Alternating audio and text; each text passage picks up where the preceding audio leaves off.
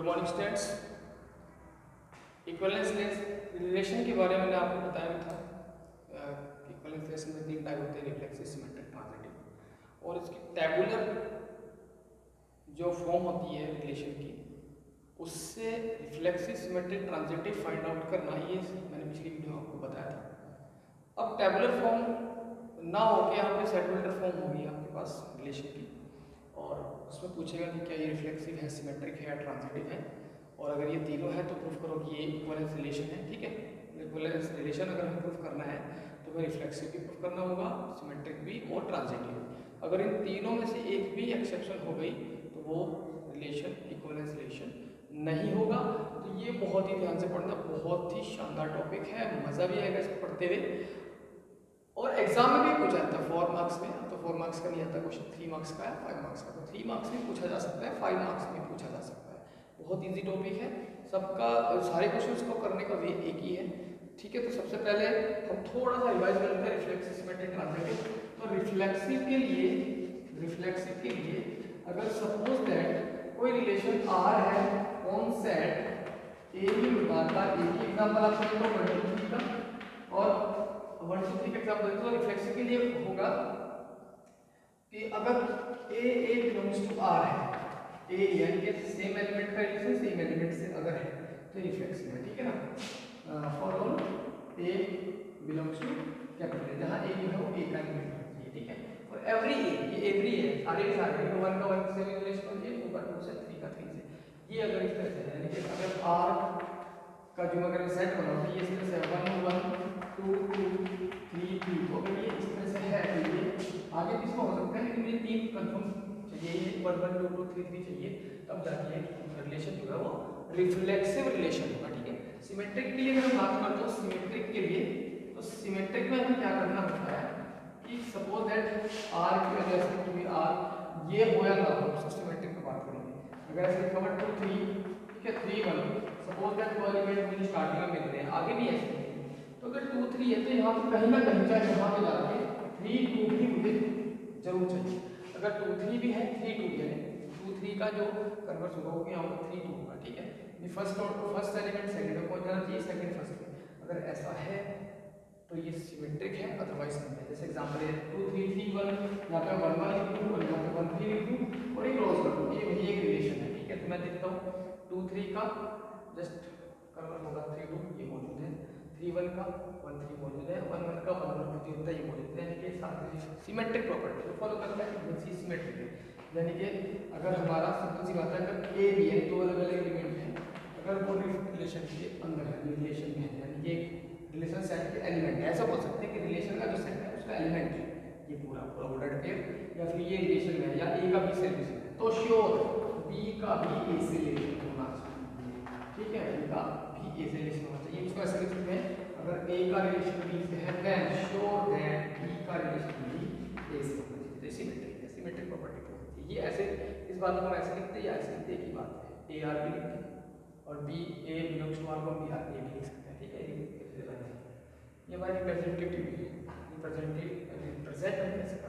ठीक है, तो ये सिमेट्रिक हो गया। ट्रांजिटिव की अगर हम बात करते हो, ट्रांजिटिव थोड़ा सा, ये थोड़ा सा ढूंढना ज़्यादा मुश्किल पड़ता है, थोड़ा सा ढूंढना ज़्यादा मुश्किल पड़ता है। तो इसमें क्या होता है, अगर ए का बी के साथ रिलेशन है एंड बी का सी के साथ रिलेशन, ध्यान रखना, ए का बी के साथ रिलेशन और बी का किसी तीसरे एलिमेंट सी के साथ रिलेशन, तो श्योर ए का सी से रिलेशन होना चाहिए। अगर ऐसा है तो ये रिलेशन ट्रांजिटिव होगा, अदरवाइज नहीं होगा। ये सारे के सारे एलिमेंट चाहे ए बी हो चाहे सी हो, A B C belongs to capital, ये ए बी सी सारे एलिमेंट भी सेट ए के ही होने चाहिए, जिसका रिलेशन जिस सेट का रिलेशन चल रहा है। तो ये रिफ्लेक्सिव, सिमेट्रिक, ट्रांजिटिव है, पिछली वीडियो में बताया था आपको, यहाँ पे थोड़ा सा और रिवाइज कर दिया है। ठीक है, इसके एग्जांपल से देखते हैं। एग्जांपल नंबर 2 है, तो बहुत ही अच्छा एग्जांपल है, आपको काफी क्लियर भी हो जाएगा। एग्जांपल नंबर 2 से एग्जांपल नंबर 3। ठीक है, तो एग्जांपल नंबर 2 में बोल रहा है let T be the set of all triangles in plane. आप अपने बुक अपने पास रखिएगा। एग्जांपल नंबर 2 है let T capital T be the set of all triangles in a plane, यानी हमने सारे के सारे ट्रायंगल्स का एक सेट बना दिया है। ठीक है, with R, with capital R का रिलेशन इन टी, यानी एक आर है कैपिटल आर, एग्जाम्पल नंबर 2 में relation capital R in set T, T set के अंदर क्या है, T of all triangles, all triangle जितने भी दुनिया के अंदर ट्रायंगल्स मौजूद होंगे, ठीक है, वो सारे के सारे यहाँ, ठीक है, सेट है टी, तो ये रिलेशन है टी में। और किस तरह से given by capital R is equal to, R के अंदर ये टेबुलर फॉर्म में डॉक्टर फॉर्म देगा इस तरह से T1, T2 सच दैट, यानी आर के अंदर इस टाइप के एलिमेंट है, ऑर्डर पेयर टाइप के एलिमेंट है T1 T2 करके, और किस तरह से कि T1 is congruent to T, T1 is congruent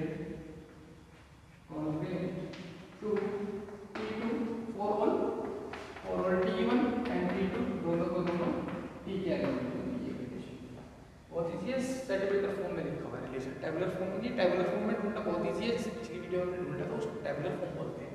यहाँ पे ये हमारा जो फॉर्म है, ये कॉमन, ये सेटेबल फॉर्म है, वो आर के अंदर T1 T2 टाइप के एलिमेंट है, और T1 का रिलेशन किस तरह से है T2, यानी ये एलिमेंट किससे डिसाइड होते हैं कि जो भी कॉन्ग्रुएंट होगा T1 अगर T2 के कॉन्ग्रुएंट है तो वो यहाँ पर आएगा, ठीक है, जिन जिन ट्रायंगल्स का आपस में कॉन्ग्रुएंसी वाला रिलेशन है तो उनको हम रिलेशन में देखेंगे, ठीक है, और T1 T2 T के एलिमेंट होने चाहिए, तो सिंपल सी बात है, सारे ट्रायंगल्स हैं और हम रेक्टेंगल तो लेंगे, ठीक है, ट्रायंगल्स लेंगे सारे। तो सॉल्यूशन इसका कैसा है, अगर सपोज दैट मुझे करना है रिफ्लेक्सिव, हेडिंग डालेंगे रिफ्लेक्सिव, ठीक है, रिफ्लेक्सिव, तो भाई रिफ्लेक्सिव कहता है सेम एलिमेंट का रिलेशन सेम एलिमेंट से होना चाहिए और सबका होना चाहिए, ठीक है, तो हम कोई भी ट्रायंगल का कोई भी एलिमेंट लेते हैं, ट्रायंगल ये ट्रायंगल सेट है, इसका एलिमेंट उठा लिया ट्रायंगल, ठीक है, तो भाई ट्रायंगल उठा लिया मैंने ये 5 साइड है इसकी 12 इसकी 13, ठीक, तो ये जो ट्रायंगल है 5 12 13, क्या ये खुद के कॉन्ग्रुएंट नहीं होगा, खुद ही के कॉन्ग्रुएंट नहीं होगा, क्योंकि बोला रिलेशन किसका है, जो कॉन्ग्रुएंट ट्रायंगल्स है उनका सबका रिलेशन है, तो भाई कोई भी ट्रायंगल खुद के कॉन्ग्रुएंट तो होता ही है, तो क्लियर सी बात है, तो कोई, और अगर कोई भी ट्रायंगल खुद के ही कॉन्ग्रुएंट होगा तो किसी भी एलिमेंट का, जो ट्रायंगल एलिमेंट है उसका खुद से रिलेशन तो हुआ ही, ठीक है, तो क्या लिखेंगे, since T1 is, yes P1 is congruent to T1, कोई भी एलिमेंट खुद का कॉन्ग्रुएंट होता है, ये तो बात सही लिखी ना, टू बात लिखी, कोई भी ट्रायंगल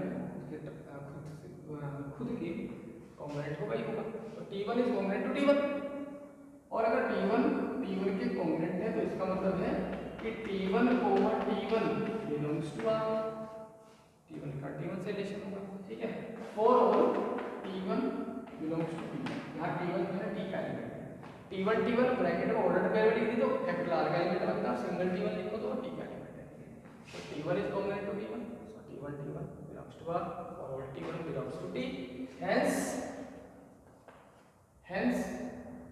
कैपिटल R का रिलेशन इज रिफ्लेक्सिव, अब सिमेट्रिक फॉर्म किस तरह से करेंगे, सिमेट्रिक, देखो हम मान लेंगे एक एलिमेंट है, वो मान लेंगे सेकंड एलिमेंट जो है वो, और एक ऑर्डर पे मान लेंगे, एक ऑर्डर पेयर मान लेंगे कि ये जो है रिलेशन में है, हम मान लेंगे लेट, यानी दो ट्रायंगल मान लेंगे, एक T1 एक T2, दो ट्रायंगल है अलग अलग, एक T1 ट्रायंगल है एक T2 ट्रायंगल है, और हम मान लेंगे T1 का रिलेशन T2 से, मान लेंगे ये बात, ठीक है, कि T1 का रिलेशन T2 से है, और प्रूफ क्या करना होगा कि T2 का रिलेशन T1 से, बस ये प्रूफ करना है, तो let T1 comma T2 belongs to R, हम ये मान लेंगे, दो एलिमेंट मान लिए हमने T1 T2, T1 भी एक ट्रायंगल है, T2 दूसरा ट्रायंगल है, किन दोनों का आपस में एक रिलेशन है, T1 का T2 से एक रिलेशन है, बहुत इजीली मान लेंगे इसको। अब हमें क्या प्रूफ करना कि T2 का भी T1 से रिलेशन है, अगर ऐसा हो गया तो सिमेट्रिक हो जाएगा, अदरवाइज नहीं होगा, ठीक है, तो बहुत सिंपल सी बात है, अगर T1 का T2 से रिलेशन है, यानी कि रिलेशन का जो सेट हमने बनाया होगा उसमें T1 T2 आ रहा होगा, ठीक है, तो भाई कब आया होगा, जब T1 T2 के कॉन्ग्रुएंट रहा होगा तभी तो रिलेशन में आए, रिलेशन में कब आएंगे? जब T1 T2 दोनों कॉन्ग्रेंट होंगे तभी तो रिलेशन बनाया होगा इन्होंने, ठीक है। तो हम इम्प्लाइज दैट का साइन लगाएंगे, इससे ये प्रूफ होता है, ये जो साइन लगाते हैं ना इसका मतलब है कि इस बात का ये मतलब है। तो T1 is congruent to T2, सही लिखा है बिल्कुल। अगर T1 का T2 से रिलेशन है तो T1 T2 कॉन्ग्रेंट होंगे अकॉर्डिंग टू द कंडीशन, ठीक है। अब एक बात बताओ, अगर T1 T2 के कॉन्ग्रेंट है तो T2 भी तो T1 के कॉन्ग्रेंट है, तो हम इसको ऐसे लिख सकते हैं, और T2 is congruent to T1, T2 T1 के कॉन्ग्रेंट होगा। और अगर T2 T1 के कॉन्ग्रेंट है तो T2 का T1 से रिलेशन है, तो यहाँ इम्प्लाइज दैट लगा के लिख सकते हैं हम T2, T1 belongs to capital R। अब हम लेके चले थे कि दो एलिमेंट हैं T1 T2, उनका आपस में रिलेशन है, यानी T1 का रिलेशन T2 से है। हमने प्रूफ कर दिया T2 का भी रिलेशन T1 से, hence it is symmetric for all T1 T2। यहाँ आप लिख सकते हैं फॉर ऑल T1 T2, दोनों के दोनों किसके एलिमेंट हैं? दोनों के दोनों कैपिटल T जो सेट है ऑल ट्राइंगल्स का, उसके एलिमेंट्स है, ठीक है। तो मैंने रिफ्लेक्सिव सिमेट्रिक दोनों के दोनों आपको बताए। ट्रांजिटिव में आपको क्या करना है? ट्रांजिटिव में हम मान लेंगे तीन एलिमेंट T1 T2 T3, हम तीन एलिमेंट मान लेंगे ट्रांजिटिव में। ट्रांजिटिव लेट T1 T2 दो एलिमेंट है, T1 का T2 से रिलेशन है, हमने मान लिया ये, ठीक है। एंड T2 का किसी तीसरे एलिमेंट है T3, इससे एक रिलेशन है for all T1 T2 T3 belongs to T। हम मान लेंगे T1 T2 T3 दोनों तीनों के तीनों, ये बोर्ड से शायद बाहर निकल गया, यहाँ लिख देंगे for all T1 T2 T3 अलग अलग, ये तीनों के तीनों सेट T के एलिमेंट्स हैं, ठीक है। तो T1 का T2 से रिलेशन है और यहाँ पे T2 का T3 से रिलेशन है। प्रूफ करना है T1 का T3 से रिलेशन, अगर ऐसा हो गया तो ये ट्रांजिटिव प्रूफ हो जाएगा, अदरवाइज नहीं होगा, ठीक है। चलिए, तो अगर ये दोनों रिलेशन है यानी T1 का T2 से रिलेशन है, तो इसका क्या मतलब हुआ? इम्प्लाइज दैट, इसका क्या मतलब हुआ कि T1 का T2 के साथ कॉन्ग्रेंट का रिलेशन है, यानी T1 T2 आपस में कॉन्ग्रेंट है, यानी T1 T2 के कॉन्ग्रेंट है, सीधी सी बात है, ठीक है। एंड इस बात का क्या मतलब हुआ कि T2 is congruent to T3, T2 T3 के कॉन्ग्रेंट है, सिंपल सी बात है। बट T1 T2 के कॉन्ग्रेंट है, T2 T3 कॉन्ग्रेंट है, और इन दोनों का क्या मतलब हुआ भाई? एक बात बताओ, अगर T1 T2 के जैसा है, T2 T3 के जैसा है, तो T1 भी तो T3 के जैसा है, ठीक है। तो इससे निकलता है कि T1 is congruent to T3, T1 जो है T3 के कॉन्ग्रेंट हुआ हमारा, ठीक है। तो बहुत ईजी वे में हमने इसको बता दिया। तो इसको हम लिख सकते हैं कि T1 का T3 से रिलेशन है। ये सारी चीज़ आपको लिखनी है एग्जाम में, आपको एग्जाम में ये चीज़ लिखनी है और फाइनल में ये लाना है। बीच में आप किस तरह से रिप्रेजेंट करते हैं आपको देखना है, बहुत ईजी वे बताया मैंने, बिल्कुल ये आपको लिखना है। उसके बाद ये, ठीक है, T1 का T3 से रिलेशन है, तो हम लिख देंगे हैंस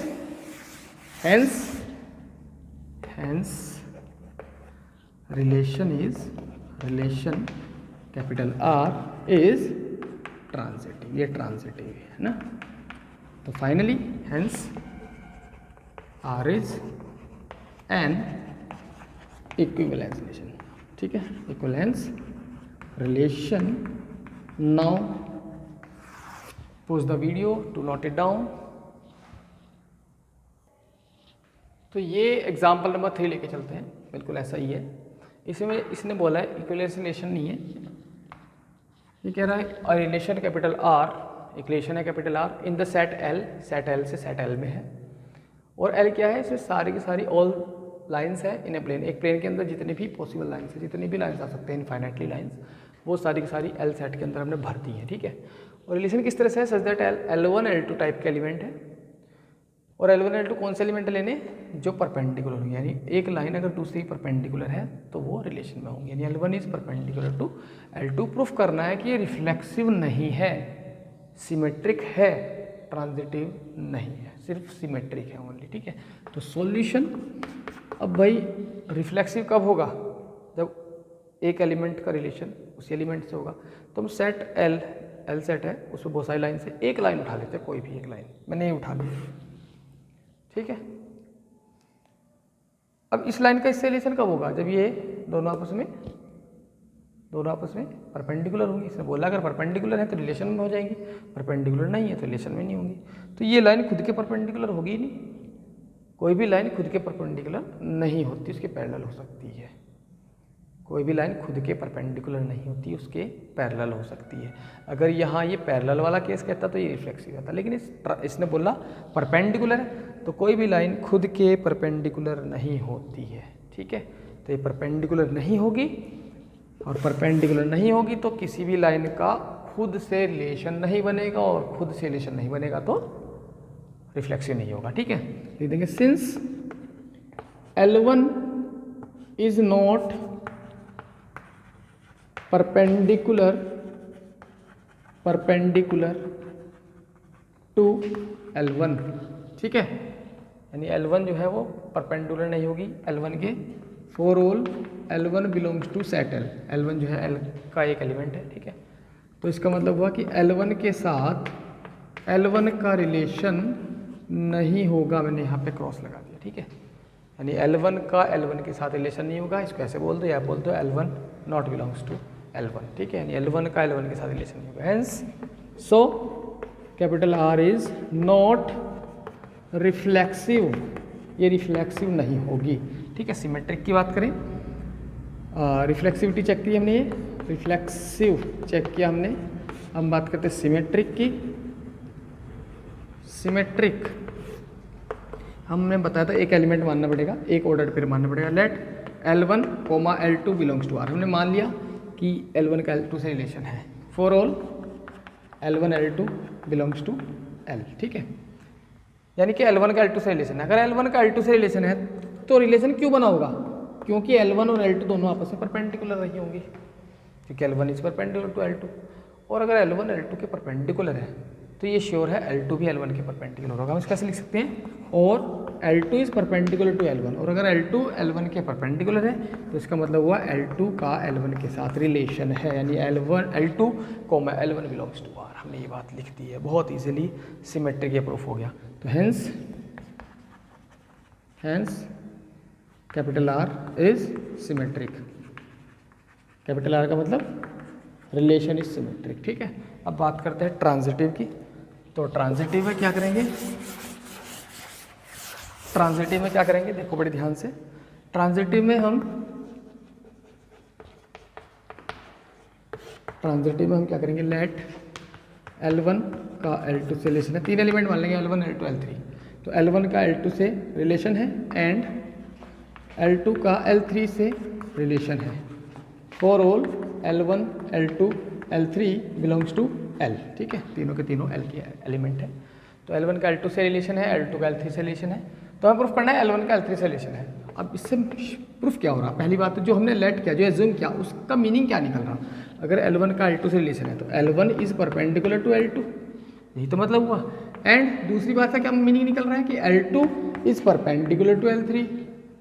L2 L1 के परपेंडिकुलर है, L2 L3 के परपेंडिकुलर है। थोड़ा सा माइंड पे अब थोड़ा सा जोर डाल लो। अगर एक लाइन दूसरी के परपेंडिकुलर, दूसरी तीसरी के परपेंडिकुलर, तो पहले वाली लाइन और थर्ड वाली लाइन आपस में पैरेलल हो जाएगी, परपेंडिकुलर कभी नहीं आएंगी। क्यों? देखो जरा, ये एक लाइन है, ये सब परपेंडिकुलर है। सपोज दैट ये L1 लाइन है, L1, और ये लाइन L2 है। ये कौन सी लाइन है? L2। अब मुझे इस पर परपेंडिकुलर लेनी है, एक लाइन परपेंडिकुलर। तो परपेंडिकुलर कहीं भी लोगे, यहाँ लोगे, यहाँ लोगे, यहाँ लोगे, कहीं भी परपेंडिकुलर लोगे, जितनी भी सारी लाइन्स आएंगी ये, यानी अगर ये L3 है तो ये L3 और L1 आपस में पैरेलल हो जाएंगी। थोड़ा सा माइंड पे थोड़ा सा जोर डाल लो, तो इससे क्या हो जाएगा? L1 is perpendicular to L2। कहाँ गया? अच्छा, ये सिमेट्रिक का था, sorry. L1 is perpendicular to L2 and L2 is perpendicular to L3। इससे प्रूफ होता है L1 is parallel to L3, that is L1 is not perpendicular to L3। ठीक है, और अगर L1 L3 के परपेंडिकुलर नहीं है तो इसे शो होता है L1 का L3 के साथ कोई रिलेशन नहीं है। ठीक है, सो कैपिटल R मतलब रिलेशन इज नॉट ट्रांजिटिव। ठीक है, ट्रांजिटिव बहुत इजी वे में इसको हमने कर दिया। ठीक है, ये ट्रांजिटिव नहीं होगा। तो हमने प्रूफ कर दिया कि ये रिलेशन जो था वो रिफ्लेक्सिव नहीं था, सिमेट्रिक था, ट्रांजिटिव नहीं था। So pause the video to note it down. Next question example number 5 बोल रहा है रिलेशन है capital R in the set Z capital Z of integers का सेट है पूरा और किस तरह डिफाइंड है कि आर के अंदर ए बी टाइप के एलिमेंट्स हैं ऑर्डर पेयर टाइप के, ए का बी के साथ रिलेशन है किस तरह से है सच दैट इसने बताया इसके बाद कि ए का बी से रिलेशन कब होगा जब 2 डिवाइड्स ए माइनस बी का मॉडुलस, अगर 2 जो है वो ए माइनस बी के मॉडुलस को डिवाइड करता होगा तो ए का बी से रिलेशन होगा। जैसे सपोज दैट इंटीजर्स तो बहुत सारे हैं, सपोज दैट 2 है एक इंटीजर्स -6 है, ठीक है।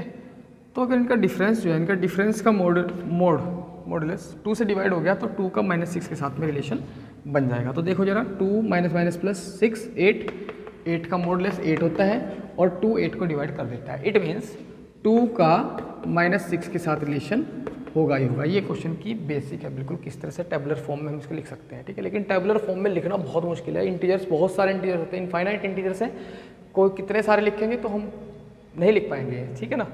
तो इसलिए हम इसी फॉर्म में इसको करेंगे। तो मैंने बता दिया एग्जांपल देंगे 2 का -6 के साथ रिलेशन हो जाएगा क्योंकि इनका डिफरेंस जो है इनका डिफरेंस का मॉडुलस 2 से डिवाइड हो जाता है। अब 2 का 5 से रिलेशन नहीं बन पाएगा, 2 का 5 से रिलेशन नहीं बन पाएगा। क्यों नहीं बनेगा? क्योंकि 2 और 5 का जो डिफरेंस है वो -3 होता है, -3 का जब मॉडुलस करेंगे तो +3 आएगा और +3 2 से डिवाइड नहीं होता, इसलिए 2 का 5 से रिलेशन नहीं बनेगा। तो इसमें रिलेशन उसी का बनेगा जिसके डिफरेंस का मॉडुलस 2 से डिवाइड हो जाएगा। तो ये पूरा बेसिक था क्वेश्चन समझने के लिए। तो बहुत सारे एलिमेंट हैं तो इसलिए हम रिफ्लेक्सिव सिमेट्रिक ट्रांजिटिव प्रूफ करेंगे, इक्विवेलेंस रिलेशन हमें इसको प्रूफ करना है, ठीक है। तो इक्विवेलेंस रिलेशन प्रूफ करने के लिए हमें सिमेट्रिक भी प्रूफ करना पड़ेगा, ट्रांजिटिव भी और सिमेट्रिक भी, ठीक है। तो सॉल्यूशन फर्स्ट हम प्रूफ करते हैं, रिफ्लेक्सिव। तो रिफ्लेक्सिव के लिए देखो फाइनली अगर मैं आपको बताऊं, अगर रटवाने वाली चीज़ बताऊं तो हमें लास्ट में लाना है ए बिलोंग्स टू आर, कि भाई ए का ए से रिलेशन है, लास्ट में लाना। अगर ये आ गया तो रिफ्लेक्सिव, अदरवाइज नहीं है, ठीक है। अब ए का ए से रिलेशन कब होगा? जब ए का और ए का दोनों का डिफरेंस का मॉडुलस 2 से डिवाइड होगा, तो बिल्कुल होगा ए का कोई भी हो, ए कोई भी वैल्यू कोई भी इंटीजर हो, अगर ए में से ए माइनस करूँगा 0 आएगा और 0 का मॉडुलस 0 आएगा और 0 2 से डिवाइड हो जाता है, 0 किसी से भी डिवाइड हो जाता है, तो हम लिख देंगे 2 डिवाइड 0। स्टार्टिंग में लिखेंगे वी हैव 2 डिवाइड्स 0 बाई 2, 0 को डिवाइड कर देता है। और हम इसको लिखते हैं 2 डिवाइड्स, हम 2 को 2 ही लिख रहे हैं, डिवाइड को डिवाइड लिख रहे हैं, 0 को लिख रहे हैं a माइनस ए, 0 को a माइनस ए लिख दो, क्योंकि a में से a माइनस करेंगे 0 आएगा, इसका मॉडुलस करेंगे तो भी कोई दिक्कत नहीं है, ठीक है। तो 2 divides a minus A for all, यहाँ पे लिख दो a belongs to capital Z, a एक इंटीजर है, a belongs to capital Z. तो अगर 2 a माइनस ए को के डिफरेंस के मॉडुलस का डिवाइड करता है, तो जैसे ही ये लाइन आएगी तुम्हारी ये वाली, तो आप इसको ऐसे कन्वर्ट कर दोगे 2 डिवाइड्स a माइनस बी का modulus, so A B belongs to are.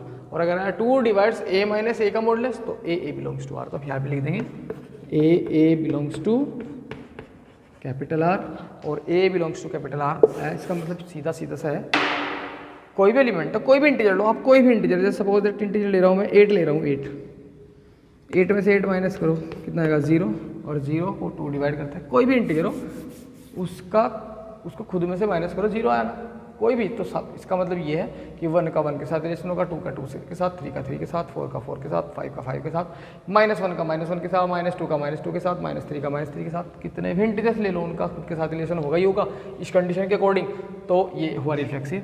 So relation is reflexive, ठीक है, रिफ्लेक्सिव। अब सिमेट्रिक की बात करते हैं। सिमेट्रिक में क्या करना आपको, लेट ए बी, 2 एलिमेंट ले लेंगे, बोल देंगे ए का बी के साथ रिलेशन है, बोल देंगे ए का बी के साथ रिलेशन है, और आंसर लाना है बी का ए के साथ रिलेशन है, ठीक है। बस एक लाइन और लिखनी है यहाँ पे, ए बी दोनों के दोनों इंटीजर्स हैं, वो सेट जरूर दिखाना है कि ये एलिमेंट उसी के होने चाहिए, ठीक है। ए का बी के साथ रिलेशन है, तो रिलेशन क्यों होगा भाई? जब ए माइनस बी का मोड 2 से डिविजिबल होगा, ठीक है।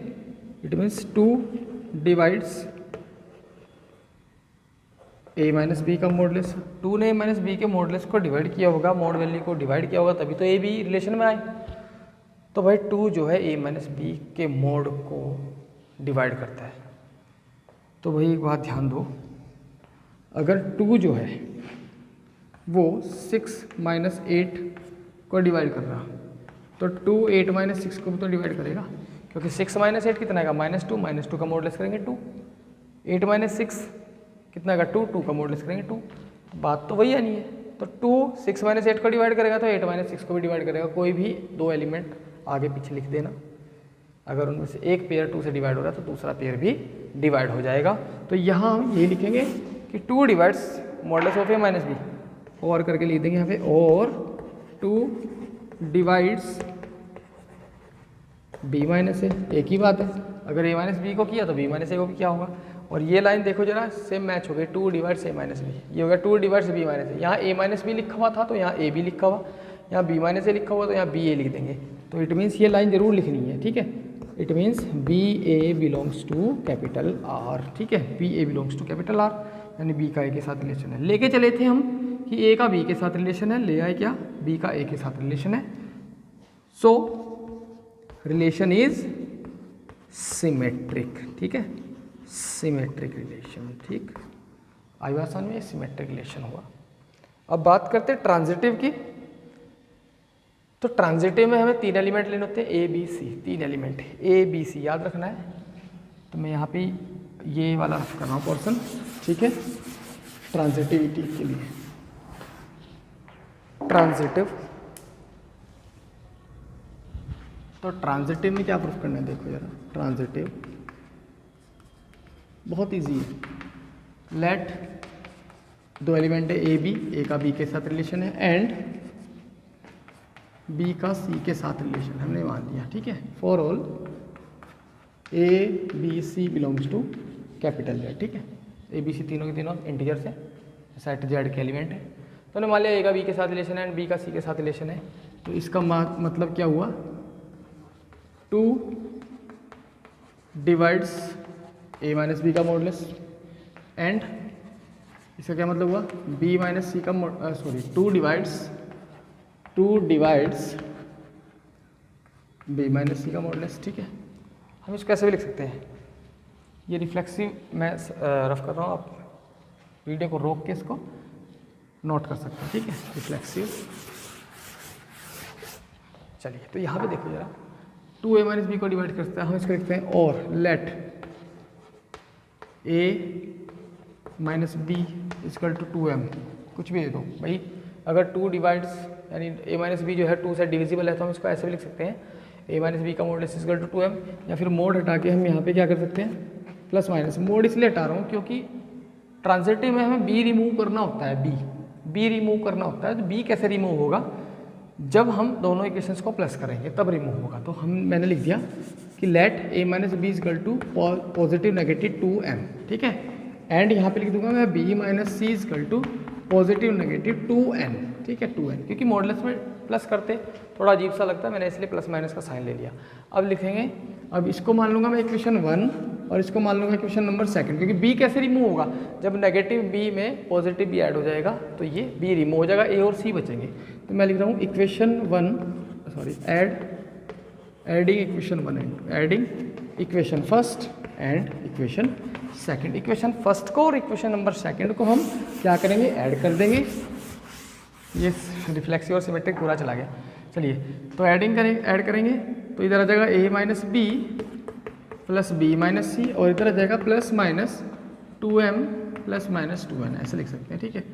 तो ये हो जाएगा, यहाँ से b से b कैंसिल हो जाएगा, क्या बचेगा, a minus C equal to plus minus 2 भी कॉमन ले लो, m प्लस n बचेगा यहाँ पे, ठीक है।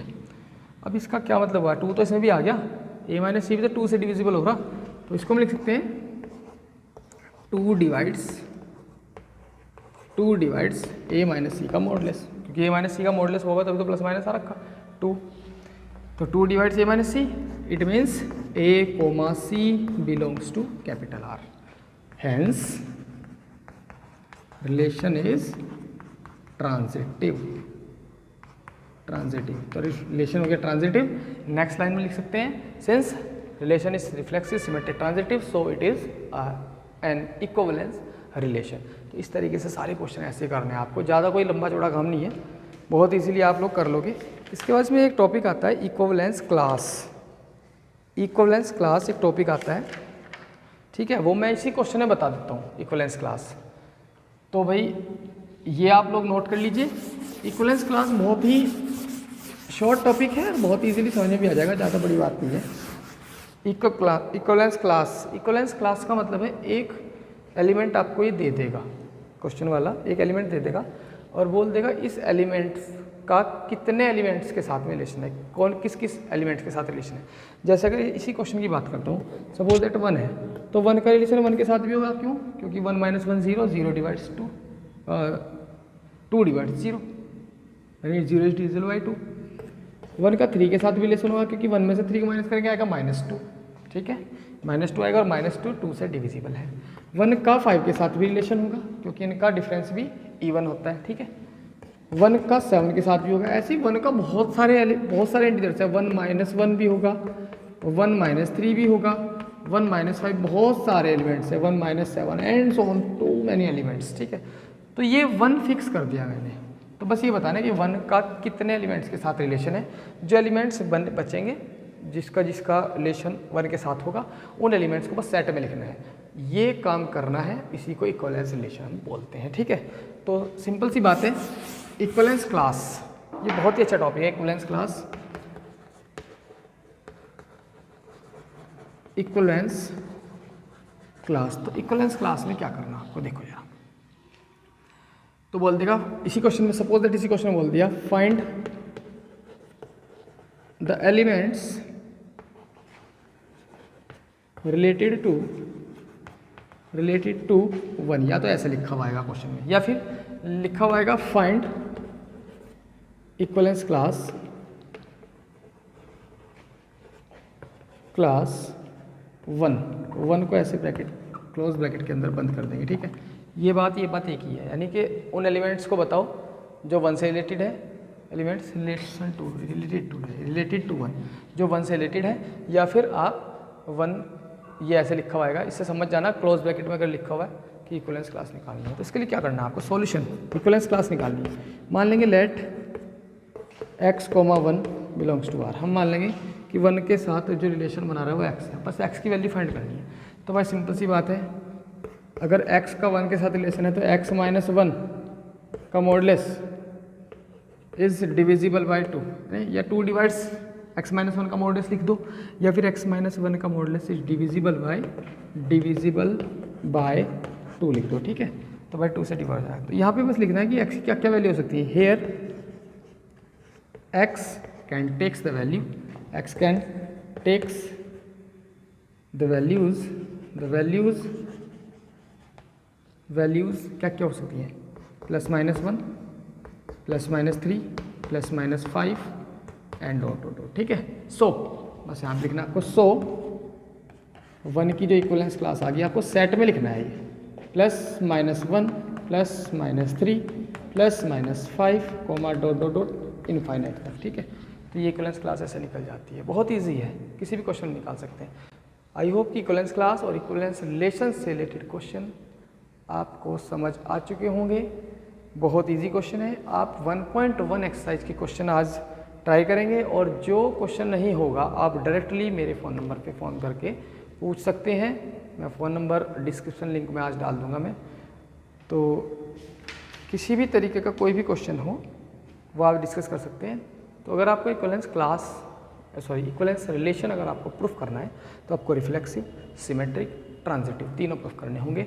अदरवाइज आपको प्रूफ करना है कि इक्विवेलेंस रिलेशन नहीं है, तो आप बहुत से क्वेश्चन ऐसे होते हैं जो रिफ्लेक्सिव भी होता है, सिमेट्रिक भी होता है, ट्रांजिटिव नहीं होता, ठीक है, या सिमेट्रिक भी होता है, ट्रांजिटिव भी होता है, रिफ्लेक्सिव नहीं होता। तो अगर आप क्वेश्चन ऐसे दिया हुआ है prove that it is not an equivalence relation, तो सिर्फ आप एक्सेप्शनल केस दिखाओगे। अगर वो रिफ्लेक्सिव नहीं है तो रिफ्लेक्सिव मत दिखाना, सिमेट्रिक नहीं है तो सिमेट्रिक मत दिखाना, ट्रांजिटिव नहीं है तो ट्रांजिटिव मत दिखाना। ऐसे नहीं है कि पहले रिफ्लेक्सिव दिखा दिया है जी, ट्रांजिटिव दिखा दिया है नहीं जी, सिमेट्रिक दिखा दिया वो है नहीं, और ट्रांजिटिव दिखा दिया वो है, ठीक है। तो जो नहीं होगा, सपोज दैट रिफ्लेक्सिव आपका प्रूफ हो गया कि भाई ये रिफ्लेक्सिव है, आपका प्रूफ हो गया सिमेट्रिक भी है, आपका प्रूफ हो गया ट्रांजिटिव नहीं है, तो रिफ्लेक्सिव इक्विवेलेंस रिलेशन नहीं है। तो ऐसा मत करना। अगर आपको पता है, क्वेश्चन को पढ़ के वैसे पता चल जाता है, बाय प्रैक्टिस पता चल जाता है कि ये रिफ्लेक्सिव है, सिमेट्रिक है, ट्रांजिटिव है, ठीक है। तो अगर एग्ज़ाम में आ जाता है क्वेश्चन तो आपको क्या करना है, आपको सिर्फ एक्सेप्शनल केस दिखाना है। अगर वो सिमेट्रिक नहीं है तो बस डायरेक्ट दिखाओ भाई ये सिमेट्रिक नहीं है, और सिमेट्रिक नहीं है तो ये इक्विवेलेंस रिलेशन भी नहीं है। Okay students, have a nice day. I hope कि आपकी समझ आ गया होगा बहुत अच्छे से, ठीक है। तो एक्सरसाइज 1.1 सारी क्वेश्चन आपको करने हैं, जो नहीं आपको समझ आएंगे डायरेक्टली मेरे से पूछ लेना। Okay students, have a nice day.